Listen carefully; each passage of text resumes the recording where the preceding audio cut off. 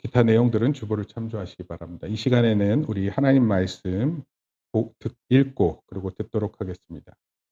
오늘 말씀은요, 욥기서 말씀입니다. 제목은 어쩌다 고생이라는 제목입니다.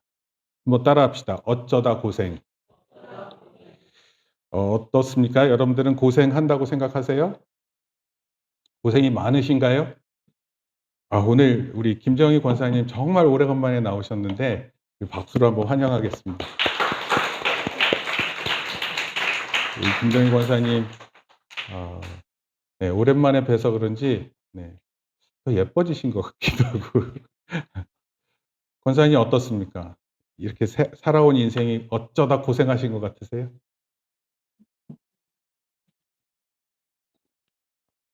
우리 연세 많으신 분들을 뵐 때마다 살아오신 삶이 곡절이 많으셨죠? 우리 권사님은 북쪽에서 내려오셨어요. 그래서 남쪽에서 사시면서 가족들과 함께 지내시고 그 어렸을 때 얘기도 제가 잠깐 듣기도 했었던 것 같은데 하여튼 살아온 삶을 이렇게 돌아보면 여러 가지 많은 의미들을 생각해 봅니다. 모든 사람들 각자에게 고생이 있다고 합니다. 오늘 그 내용이 어떤 것인지 한번 살펴보겠습니다. 욥기서 먼저 1장 6절에서 12절까지 말씀입니다. 제가 한 절 읽고 여러분들이 한 절 읽습니다. 하루는 하나님의 아들들이 와서 여호와 앞에 섰고 사탄도 그들 가운데 온지라.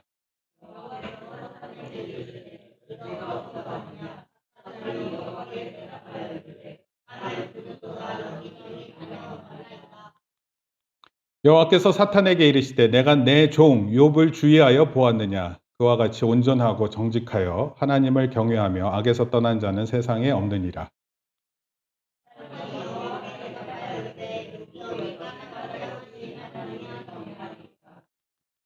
주께서 그와 그의 집 모든 소유물을 울타리로 두르심 때문이 아니니까. 주께서 그의 손으로 하는 바를 복되게 하사 그의 소유물이 땅에 넘치게 하셨음이니이다.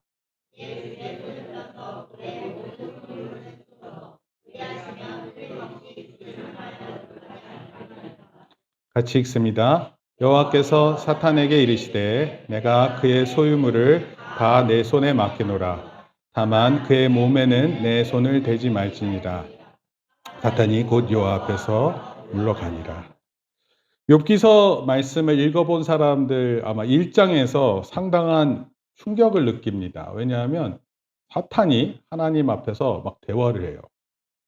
그리고 특히 욥이라는 사람에 대해서 얘기합니다. 욥은 상당히 옳은 사람이었는데 사탄이 얘기해요. 욥이 그럴 이유가 있지 않겠습니까? 하나님께 잘하는 이유는요, 하나님께서 많이 복을 주시니까 잘하는 겁니다. 만약에 그거 다 빼앗아 보세요. 그러면 하나님을 저주할 것입니다. 그랬더니 12절에 여호와께서 사탄에게 이르시되 내가 그의 소유물을 다 내 손에 맡긴다. 사탄의 손에 맡기는 거예요. 그러나 그의 몸에 내 손을 대지 말라. 이렇게 얘기를 했습니다. 20장 22절입니다. 욥이 일어나 겉옷을 찢고 머리털을 밀고 땅에 엎드려 예배하며 또한 주신 이도 여호와시요 거두신 신도 여호와시오니 여호와의 이름이 찬송을 받으실지니이다 하고 같이 읽습니다. 이 모든 일에 욥이 범죄하지 아니하고 하나님을 향하여 원망하지 아니하니라.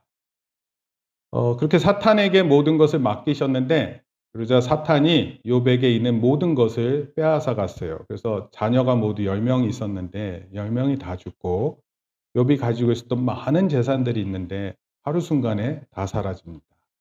심지어 욥이 이 욕창, 피부병 같은 걸 앓게 됐는데 그 피부병이 너무 가려워서 기왓장으로 몸을 긁었어요.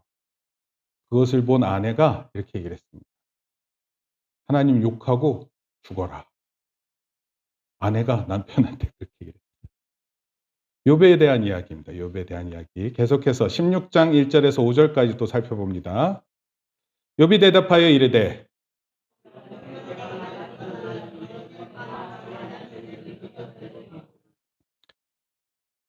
헛된 말이 어찌 끝이 있으랴. 내가 무엇에 작을 받아 이같이 대답하는가. 지금 16장에서는 욥이 새 친구를 만나요. 친한 세 친구가 와서 얘기를 하는데 2절에 너희는 다 재난을 주는 위로자다. 재난을 주는 위로자. 원래 위로하러 오면은 그 사람의 마음을 이렇게 아픈 것을 위로해 줘야 되잖아요. 근데 재난을 주면서 위로한다. 이렇게 표현했어요. 4절, 5절. 4절 여러분도 읽습니다. 시작.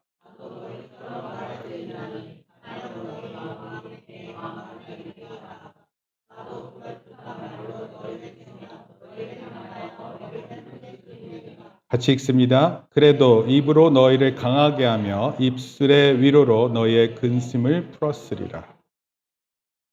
이건 욥이 이제 친구들한테 얘기하는 거예요. 너희들 나한테 와서 위로한답시고 위로해 주는데 나의 마음을 힘들게 한다. 그 다음에 16장 18절에서 22절까지입니다. 땅아 내 피를 가리지 말라. 나의 부르짖음이 쉴 자리를 잡지 못하게 하라.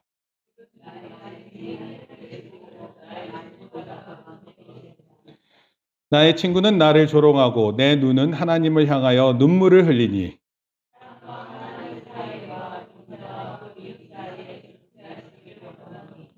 같이 읽습니다. 수년이 지나면 나는 돌아오지 못할 길로 갈 것임이니라.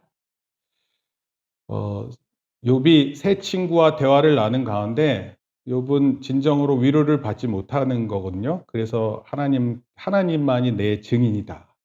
하나님만이 나의 중보자다. 이렇게 얘기를 합니다. 그리고 21절에 사람과 하나님 사이에 인자와 그 이웃 사이에 하나님께서 중재해 주시기를 원한다. 이렇게 표현했습니다. 40장 1절 5절입니다. 여호와께서 또 욥에게 일러 말씀하시되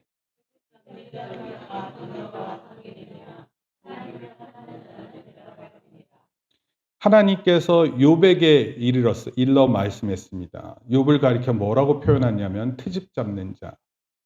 그리고 욥을 가리켜 하나님을 탓하는 자. 이렇게 얘기하면서 너 대답해봐. 이렇게 얘기했어요. 3절 욥이 여호와께 대답하여 이르되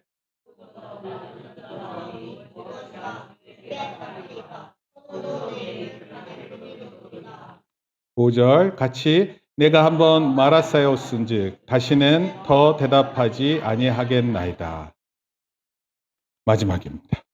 7절, 8절, 9절 여호와께서 욥에게 이 말씀하신 후에 여호와께서 대만 사람 엘리바스에게 이르시되 내가 너와 내 두 친구에게 노하나니 이는 너희가 나를 가리켜 말한 것이 내 종 욥의 말같이 옳지 못함이니라. 그런즉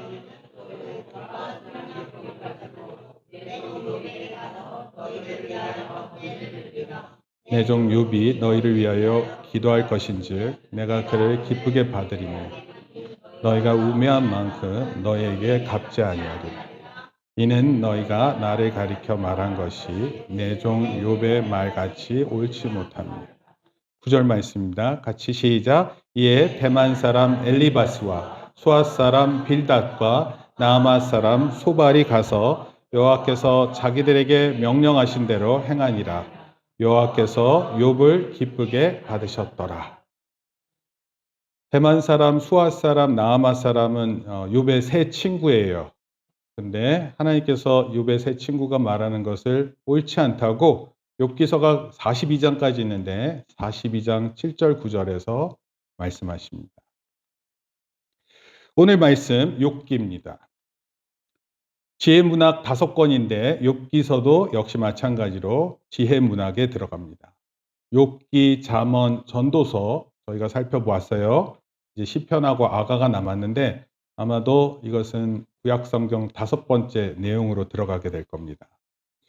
욥기는 매우 독특한 책입니다. 배경이요. 이스라엘이라는 나라에서 이루어진 게 아니라 멀리 떨어져 있는 우스라는 곳에서 일어납니다. 그리고 그곳에 사는 욥에 대한 이야기예요.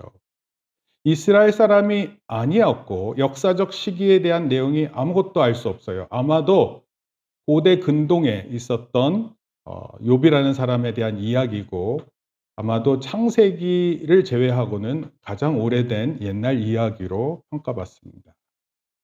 근데 자세한 내용 없이 욥에 대한 이야기 그리고 욥이 받는 고난 이런 내용으로 그렇게 쓴 글에 대한 의도가 있어요. 왜 이런 책이 이렇게 쓰여졌는지. 욥기에서 저자는요, 이 글을 쓴 사람은 욥과 주변 이야기에 관심을 두지 않습니다. 욥이 받는 고난에 대한 여러 질문이 있는데 그것에 대해서 집중해서 얘기하고 있어요. 고난이 있는데 그 고난과 관련된 이야기에 집중하고 있습니다. 총 42장 구성되어 있고요. 1장, 2장이 서론, 42장이 결론입니다. 그리고 그 중간 사이에 세 친구와 욥이 대화하는 내용으로 나옵니다. 3장에서 37장까지는요. 욥에 대해서 일종의 난상 토론이 돼요. 자기가 알고 있는 고난에 대해서, 특히 하나님과 관련된 고난에 대해서 이야기합니다. 그리고 38장에서 41장에 하나님의 대답이 나와요. 이 욥과 세 친구가 나누는 고난에 대한 이야기가 어떠한지에 대해서 하나님이 응답하시는데 이 응답이 의문점을 많이 가지고 있어요. 제가 하나씩 그걸 살펴보도록 하겠습니다. 먼저 1장, 2장에서 욥을 흠이 없고 정직하고 하나님을 경외하는 자 이렇게 설명합니다. 이거 참 좋은 표현 아니에요? 흠이 없다라는 것은 나쁜 점이 없다 이런 뜻이에요. 정직하다라는 것입니다. 하나님을 잘 예배하는 자. 그러고 나서는 갑자기 하늘의 회의가 열렸어요. 하늘의 회의. 근데 하늘의 회의 가운데 하늘의 존재들이 있고 하나님께서 그 회의를 진행하십니다. 근데 이 하늘의 존재 중에는 사탄도 있어요. 사탄. 이 사탄이라는 표현이 히브리어로 어떤 표현이 있냐면 고발자, 기소자 이런 뜻이 있어요. 고발한다, 기소한다. 하나님께서 이런 말씀하셨어요. 너가 욥과 같이 흠이 없고 의로운 자를 보았느냐? 자랑스럽게 말씀하셨어요. 사탄이 뭐라고 대답할까요? 욥이 하나님을 순종하는 이유는요. 그에게 복을 주셨기 때문입니다. 욥에게 고난을 줘보세요. 그가 얼마나 의로운 사람인지 한번 시험해 보시죠. 여러분 고발자답죠. 고발자. 누가 잘한다고 얘기 들으면 그거를 고지고대로 듣지 않아요. 저렇게 하는 이유가 있겠죠. 그러자 하나님은 욥에게 고통을 주라고 허락하십니다. 여기서 의문이 좀 들어요. 여러분 욥은 이 고난에 고통이 있는 이유가 왜 그렇게 됐는지 혹시 알아요? 모릅니다. 하나님이 사탄과 함께 대화를 나눈 내용을 알아요? 모릅니다.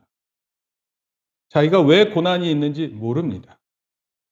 왜 하나님께서 하나님을 잘 순종하는 욥에게 고난을 주셨는지 혹시 하나님께서 이유를 설명하세요? 안 합니다. 욥기는요, 하나님께서 고난을 허락하시는 이유를 이거 하나님께서 곧 대답해 주실 것이다 라고 추측할 수 있게끔은 해요. 그렇지만 대답하지 않습니다. 근데 욥기를 계속 읽다 보면 그에 대한 답변을 주지 않고요. 진짜 질문 두 가지가 있는데 이건 반드시 기억해야 돼요. 첫째는 하나님은 공의로운 분이신가 이런 뜻이에요. 하나님 공의로우신가. 또 다른 하나는 그 하나님은 온 우주를 공의에 따라 다스리시는가. 하나님에 대한 공의와 하나님에 대한 공의로 온 세상을 다스리는지에 대한 질문이 중요한 질문입니다. 우리가 살펴보진 않았지만 욥에게 10명의 자녀가 있었는데 10명의 자녀가 한순간에 죽습니다. 그리고 자기가 가졌던 모든 재산을 다 잃습니다. 아마도 유목민의 신분이었기 때문에 유목민이 잃는다는 것은 대부분 가축들이에요. 소, 양, 낙타 또는 소, 양, 낙타, 염소 뭐 이런 것들. 그런데 몸에 또 피부병이 있었어요. 여러분 너무 가려우면 어떻게 해서라도 긁잖아요. 욥은 기와로 긁었다 이렇게 나와 있습니다. 그러니까 다 망했어요. 자식도 잃었어요.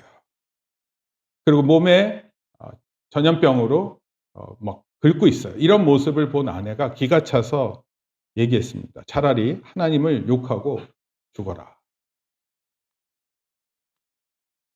갑작스러운 소식에 욥에게 세 친구가 찾아왔습니다. 대만 사람 엘리바스, 수아 사람 빌닷, 나아만 사람 소발입니다. 나아마 사람입니다. 이들 역시 이스라엘 사람들이 아니에요. 이들을 통해서 인간 고난에 대한 고대 근동의 인식을, 고대 근동 사람들은 고난에 대해서 어떻게 인식했는지를 나타내는 내용이 나타납니다. 왜 사람이 고난을 겪는가? 왜 어려움이 있는가? 갑작스러운 욥의 고난을 통해 사람들은 질문했습니다. 왜 욥이 저렇게 됐지? 왜 저런 모습 가운데 욥이 있을까? 왜 사람은 아프고 힘들고 괴로워하는가? 여러분 이거 우리도 종종 질문하는 내용이에요. 그러고 나서 욥은 세 친구와 고난에 대해서 서로 논쟁을 합니다. 논쟁에는 세 가지 주제가 있어요. 아까 첫 번째, 두 번째, 하나님은 공의로우신가? 하나님은 우주를 엄격한 공의의 원칙으로 다스리시는가? 그러고 나서 세 번째 질문이 뭐냐면, 그렇다면 욥의 고난은 어떻게 설명될 수 있는가? 하나님 공의로우시고 온 우주를 공의롭게 다스리시는데 욥에게 있는 이 고난, 이거 어떻게 볼 것인가? 이것을 통해 막 대화를 나눕니다. 여러분, 인간의 행동과 하나님 공의 사이에 이런 관계가 있다는 거예요. 어떤 관계가 있다고 생각하냐면, 잘 생각해 보세요. 하나님 말씀을 잘 순종하면 뭐가 있어요? 성공과 보상이 있다라는 거예요. 하나님 말씀을 잘 들었으니까 너 잘 돼. 반대로 하나님을 악하고 어리석다. 그리고 그 하나님께 죄를 지어 불순종하면 뭐가 있어요? 재난과 벌이 있다고 생각하는 거예요. 어떻게 이렇게 생각하시나요? 정말 많은 사람들이, 하나님 믿는 사람들도 이렇게 생각하고요. 하나님 믿지 않는 사람도 이렇게 생각합니다. 뭔진 모르겠지만 그 온 우주를 창조하신 그 신의 마음에 들지 않으면 하나님께서 그 신이 우리를 힘들게 만들 거고, 만약에 우리가 그 신을 잘 따르면 어떻게 돼요? 우리에게 복이 있을 것이다. 이런 논쟁에서 욥은 주장해요. 뭐라고 주장하냐면 저는 죄가 없습니다. 여러분 욥기 1서에서 욥에 대해서 말했거든요. 당대에 옳은 일을 하는 사람이었어요. 언제든 하나님 앞에서 예배하는 사람이었습니다. 그래서 욥은 얘기하는 거예요. 나는 죄가 없습니다. 그래서 욥은 이렇게 얘기하는 거예요. 이 고난은 하나님이 주신 벌이 아니다. 이렇게 얘기하는 거예요. 좀 복잡해지죠? 하늘 회의에서요. 하나님도 욥에게 주신 고난이 욥이 잘못해서 주신 것이 아니에요. 오히려 하나님은 욥을 매우 자랑스럽게 생각하셨어요. 네, 뒤쪽은 추운지 모르는데 이쪽은 덥습니다. 그래서 여기 앞쪽 틀어주시면. 문제는요, 욥은 자신이 무죄하다고 말하고 자신이 받은 고난은 하나님이 내리신 벌이 아니기 때문에 욥이 어떻게 생각하냐면요. 첫 번째 결론이 이거예요. 하나님은 세상을 공의로 다스리지 않는다. 자기는 무죄하고 하나님께서 내리신 벌이 아니기 때문에 하나님은 세상을 공의롭게만 다스리지 않으신다. 이렇게 욥이 생각합니다. 두 번째는 심지어 하나님은 불의하시다까지 생각을 해요. 반면에 세 친구들은 다릅니다. 하나님은 공의로우시기 때문에 세상을 공의롭게 다스리고 욥은 틀림없이 죄를 지었기 때문에 이런 결과가 있다고 결론을 내려요. 이 두 사이에는 뭔가 나눠지는 이유가 좀 있어요. 여러분 한번 생각해 보세요. 장례식장에서 조문을 받는데 친구들이 왔어요. 원래 친구들이 많이 옵니다. 그러고 나서 가족이 죽은 이유가 너의 죄 때문이라고 막 논쟁을 벌이면 장례식장에서 어떤 기분일 것 같으세요? 야, 니네 아버지 돌아가셨는데 그 이유 너 때문이야. 이렇게 얘기하면 그 마음이 어떻겠습니까? 자식을 10명을 잃었어요. 와가지고 한다는 소리가 친구들이 야, 자식이 이렇게 10명이나 죽는 이유는 이거 분명히 하나님 화나셨어. 너 빨리 하나님한테 가서 회개해. 만약에 이런 식으로 조문을 하고 그러면은 난리 납니다. 장례식장에서. 뭐 하러 간 겁니까? 위로하러 갔는데 거기 가서 너 죄 때문에 이렇게 얘기하면 큰일 나는 일이에요. 욥도 마찬가지였어요. 그는 감정적으로 대단히 혼란스러웠습니다. 갑작스럽게 자기의 자식 10명이 죽은 것, 여러분 1명 죽어도 큰 슬픔인데 10명 죽으면 그거 어떻게 됩니까? 전부를 잃었는데. 결국 세 친구와 나누는 대화를 그만둡니다. 그리고 이 모든 마음을 하나님 앞에 가져가요. 그리고 31장 35절 한번 읽습니다. 시작.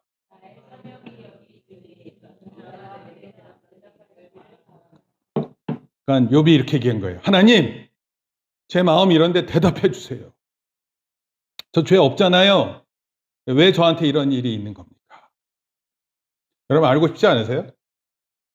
여러분에게 주어지는 고난이 있고 슬픔이 있고 고통이 있으면 그거 왜 있는지 알고 싶지 않으세요? 모르고 사시는데 아주 믿음이 훌륭하신 분으로 제가 알겠습니다. 그러던 중에 엘리후라는 사람이 등장합니다. 이 사람도 역시 이방 사람인데 이름이 이스라엘 이름이에요. 이스라엘식 이름. 영어 이름도 이렇게 쭉 살펴보면 전부 다 외국 사람 이름으로 딱 돼야 되는데 영화 같은 거 보면 맨 마지막에 영화 제작한 사람들의 내용들이 다 나오거든요. 제가 설명할 때는 여길 봐야 돼요. 영화를 볼 때. 엔딩 크레딧이라 그래서 그 쫙 올라가면 거기 외국인 이름들 막 나오는데 갑자기 거기 한국 사람 이름이 있어요. 그럼 여러분 한국 사람 이름 금방 알아차릴 수 있잖아요. 그런 거예요. 한국 사람이 저기서 무슨 일 했나 보다. 엘리후는요 이렇게 얘기를 했어요. 하나님은 공의로우신 분이시다. 온 세상을 공의로 다스리신다. 그리고 욥이 받는 고난에 대해서 이렇게 얘기했어요. 고난은 미래의 죄를 짓지 않도록 하시는 하나님의 경고일 수 있다. 그리고 이를 통해 하나님은 사람의 성품을 빚으신다. 이 엘리후라는 사람 굉장히 지혜로운 자 같아요. 실제로 이런 일도 있습니다. 그리고 얘기합니다. 욥에게 하나님 비난하지 말게나 친구. 38장 41장은 하나님께서 회오리 바람처럼 나타나십니다. 그리고 욥을 데리고 소위 가상 우주 체험을 하게 합니다. 하나님 질문하세요. 내가 땅에 기초를 놓을 때 넌 어디 있었느냐? 너는 대장부같이 말하거라. 너는 아침을 주관하고 날씨를 주장한 적이 있었냐? 여러분 오늘 날씨 어때요? 좋은가요? 바람 좀 불고 있는 것 같던데. 이런 날씨를 네가 한번 이렇게 주장해 본 적 있니? 준비해 본 적 있어? 여러분 이 질문은요. 욥이 대답할 수 있는 질문이 아니에요. 이 땅에 기초를 세울 때 너 어디 있었냐? 대답할 수 없습니다. 우리는 우리가 할 수 있는 일을 주장할 수는 있지만 날씨 주장할 수 없어요. 하나님의 질문은 이런 거예요. 하나님은 온 세상을 감찰하고 계신다. 욥과 세 친구들이 욥의 고난을 통해서 이런저런 자기들의 주장이 있었지만 뭐예요? 하나님은 온 우주를 감찰하신다는 거예요. 사람들의 시각이 있어요. 그런데 하나님이 실제로 우주를 감찰하는 시각을 사람들이 가질 수 없다는 것을 의미합니다. 온 세상이 어떻게 시작됐는지 가르쳐줘도 알 수도 없고, 여러분 우리가 그걸 깨달을 수 없어요. 그리고 그것을 만드시는 하나님의 존재가 어떠한지도 그게 파악되지 않습니다. 심지어요, 이제 그 욥기서를 읽게 되면 자연에 대한 이야기들이 나와요. 어미가 새끼들에게 먹이는 것이 어떻게 먹이는지를 아느냐, 어떻게 키우는지를 아느냐. 여러분 자연 생태계를 볼 때 그 신비롭잖아요. 근데 그 작은 일들도 다 깨달을 수 없습니다. 그 이유가 뭘까요? 그렇게 하신 얘기가 인간은 제한된 관점에서 하나님을 이해할 뿐이에요. 하나님께서 온 우주를 다스린다라는 것을 우리가 다 그걸 감지해낼 수가 없어요. 주제가 뭐라고요? 고난이 아니에요. 인간의 고난이 왜 있는지가 주제가 아니에요. 하나님이 온 우주를 다스리신다가 주제예요. 사람이 온 우주를 다스리는 하나님을 감찰할 수 없다라는 것입니다. 이걸 요약하면 이런 뜻이에요. 제한적인 시각을 가진 욥은 하나님을 비난할 위치에 전혀 있을 수 없다는 거예요. 하나님 저 옳게 살아왔잖아요. 근데 왜 저한테 이런 일이 있어요? 하나님한테 따져 묻는 것처럼 보이잖아요. 그런데 그 어떠한 이유로도 하나님을 그렇게 비난할 수 없다는 거예요. 그리고 욥에게 제안합니다. 너가 하루를 공의로 온 세상을 다스려 봐라. 만약에 여러분들에게 하나님 공의로우시냐? 이런 막 질문하다가 하나님께서 갑자기 여러분에게 나타나셔서 그럼 너가 한번 온 세상을 공의로 다스려봐. 하루만 다스려봐. 여러분, 욥이 아무리 대단한 질문을 갖고 있다 하더라도 하나님이 하시는 공의의 일은 생각보다 너무 어려운 것입니다. 온 세상에 펼쳐지는 일들 가운데 공의로 다스린다라는 것이 얼마나 어려운 일인지 몰라요. 그 욥기서에 보면은 베헤못과 리워야단이라는 표현이 나옵니다. 베헤못은 하마라는 뜻이고 리워야단 악어예요. 근데 이게 약간 상징적인 의미를 갖고 있는데 이런 뜻입니다. 대단한 동물처럼 보이지만 사실 이 동물이 대단하면서 신비로우면서 동시에 위험하다 이런 뜻이에요. 그것을 통해서 하려고 하는 설명이 뭐냐면 이런 거예요. 하나님의 만드신 세계가 선한 것이에요. 하나님께서 만드셨기 때문에. 그런데 이 세계가 불완전합니다. 질서 있어서 아름다워 보이지만 또 위험한 곳이 될 수 있어요. 제가 하나 예를 만들었어요. 왜 하나님의 세상에 고난이 존재할까? 여러분 지진 같은 거, 지진 가까운 일본에서 뭐 2012년도에 그때 쓰나미 발생돼서 난리 났었죠. 그 동북부 지진인가 뭐 그렇게 표현한 것 같은데. 여러분 천재지변 같은 거를 방송을 통해서 볼 때는 와 이러면서 볼 수 있지만 여러분 삶에 그 일이 일어나면 이건 생존의 문제예요. 한편으로는 위대하고 엄청나고 아름다울 수 있어요. 그러나 한편으로는 이건 우리의 생존과 관련된 문제입니다. 우리가 사는 세상은 경이롭지만 고난을 방지할 수 있게 설계되어 있지 않습니다. 우리는요, 많은 위험에 노출되어 있어요. 욥이 하나님에게 공의에 대해 질문하지만 하나님은 너는 공의에 대해 충분한 이해를 갖고 있지 않다 말씀하는 거예요. 그래서 욥이 얘기했어요. 하나님 그럼 좀 더 자세히 설명해 주세요. 어떻게 하나님께서 자세히 설명해 주셨을까요? 하나님께서 이렇게 말씀하셨어요. 너 이거 다 할 수 없어. 너는 나의 지혜를 신뢰해라. 너는 먼저 나를 믿어라.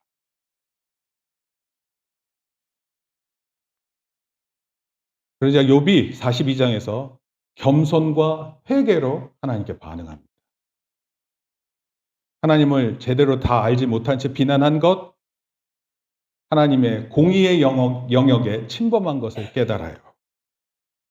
그리고 욥의 세 친구에게도 말합니다. 너희 셋은 나에 대해 틀리게 말했다. 그리고 욥은 나에 대해 바르게 말했다. 이렇게 얘기를 하십니다. 이 모든 일 후에 욥은 가족과 재산을 다 회복합니다. 이 결과가 욥의 착한 행실로 된 것이 아니라 하나님이 자비로우셔서 그래요. 여러분 지금 여러분들에게 뭔가 주어져 있는 좋은 일이 있다면 여러분 이게 뭔지 알아요? 여러분 잘나서 그런 게 아니라 하나님께서 자비를 베푸신 거예요. 욥기는 왜 착한 사람들에게 나쁜 일이 일어나는지에 대해서 설명하지 않습니다. 대신에 고난을 만났을 때 그 이유를 알아내려고 애쓰기보다 하나님 지혜를 신뢰하라라는 거예요. 하나님을 신뢰하라. 만약에 그렇지 않고 하나님이 왜 고난을 주시는지 막 생각하면 하나님을 되게 단순화 만들어서 하나님은 불의한 하나님이라고 생각하고 그런 하나님을 비난한다는 거예요. 따라서 어떤 일이 일어났을 때 그 이유를 알아내기보다 하나님이 공의로우신 하나님, 공의로 온 세상을 다스리는 하나님이라고 그것을 그냥 믿으면 된다. 세 가지로 얘기할게요. 간략하게 들어갑니다. 첫째, 따라합시다. 선한 사람들에게 하나님은 고난을 주십니다. 여러분 착한 사람 고난이 없다고 아니에요. 착한 사람들에게도 고난이 있습니다. 전도서 우리가 살펴봤는데 전도서의 사람의 삶이 헤벨이라고 그랬어요. 헤벨. 사람의 삶이 뭐 대단한 것 같아요. 근데 동시에 아무것도 아니에요. 여러분 대단한 사람도 한순간에 사라지는 거예요. 잠깐 있다가 사라지는 사람, 그걸 가리켜서 헤벨, 따라합시다. 헤벨. 그런데 그런 잠깐 있다가 사라지는 사람들에게 하나님을 아는 것이 지혜라는, 그 잠깐의 시간 동안에 하나님을 아는 것이 지혜다. 하나님 고난을 잘못한 결과로 주시기도 해요. 잘못했을 때 벌을 받아요. 잘못하면 벌을 받기도 하잖아요. 근데 당대 의인에게도 하나님 고난이 있게 허락하십니다. 그러니까 이거 오해하면 안 돼요. 둘째, 시작.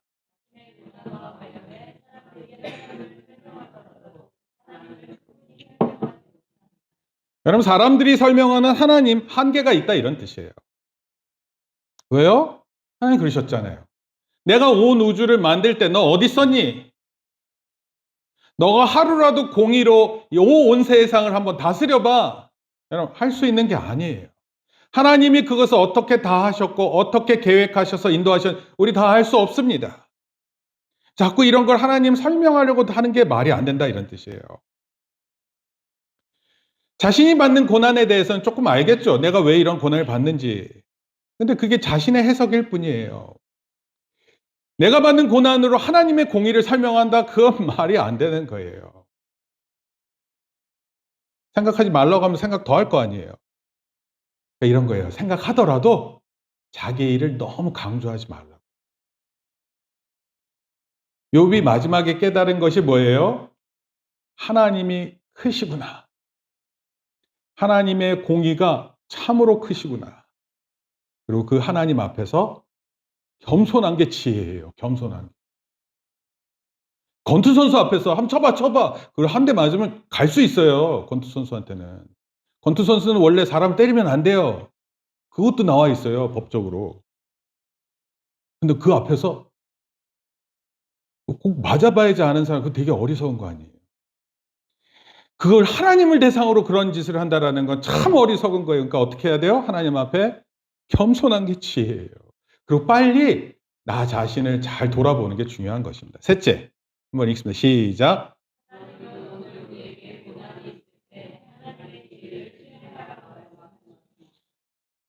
혹여라도 우리 가운데 고난이 있고 아픔이 있고 슬픔이 있고 걱정이 있고 두려움이 있는 사람들 잘 들으세요.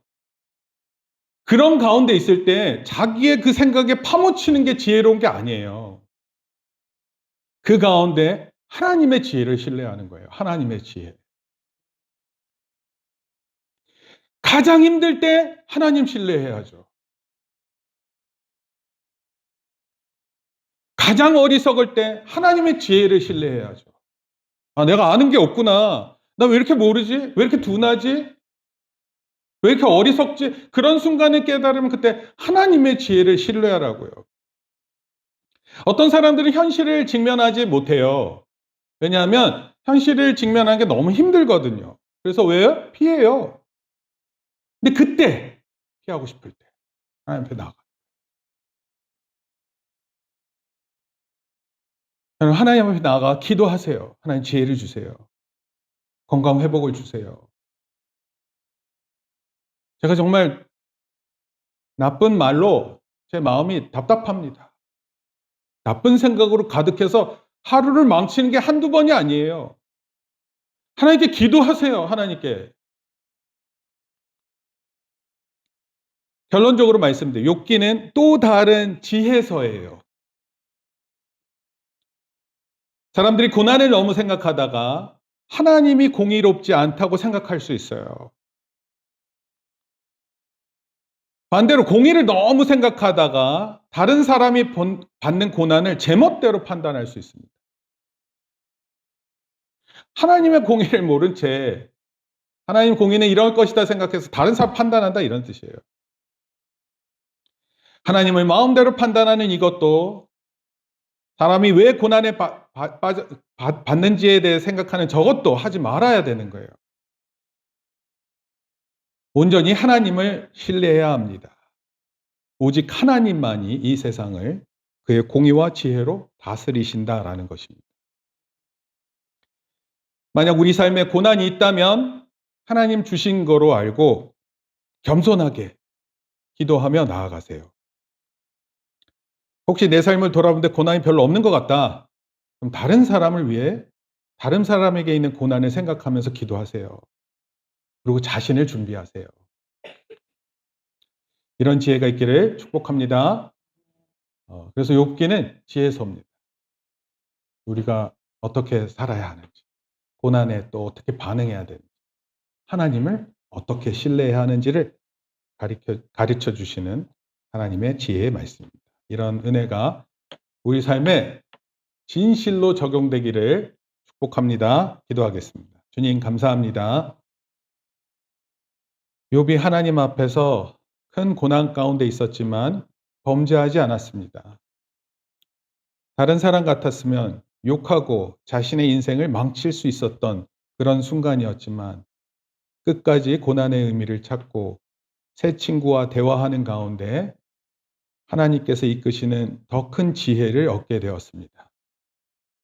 그것은 하나님이 참으로 공의로우신 하나님이시고 온 세상을 공의로 다스리신다라는 것입니다.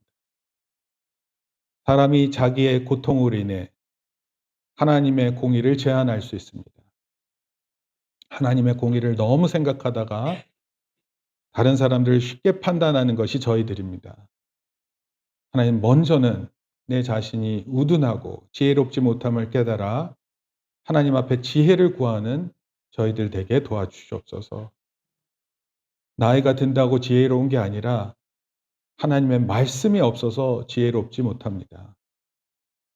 우리가 공부를 못해서 지혜롭지 못한 것이 아니라 공부를 하더라도 지혜를 깨달을 수 없기 때문입니다. 이런 우리 인간 자신의 나약함을 처절히 깨닫고 욥이 하나님 앞에 나아갔던 것처럼 오늘 우리도 하나님 앞에 예배한 자로 나가는 저희들 되게 붙들어 주시옵소서. 우리가 가진 어떠한 고난보다도 크신 하나님을 높여드립니다. 온 우주를 공의롭게 다스리시는 하나님을 찬송합니다. 모든 영광 받아 주시옵소서. 예수님의 이름으로 기도합니다. 아멘. 이제는 우리 주 예수 그리스도의 은혜와 하나님 아버지의 크신 사랑과 성령님의 감화 감동 교통하심이 우리 삶 가운데 고통이 있지만 이것이 변하여 기쁨이 되고 또 이것이 변하여 춤이 되고 이것이 변하여 노래가 되는 줄 믿고 돌아가는 모든 성도들 머리 위에 이제로부터 영원토록 함께 있을지어다. 아멘. 우리 박수로 하나님께 영광 돌립니다.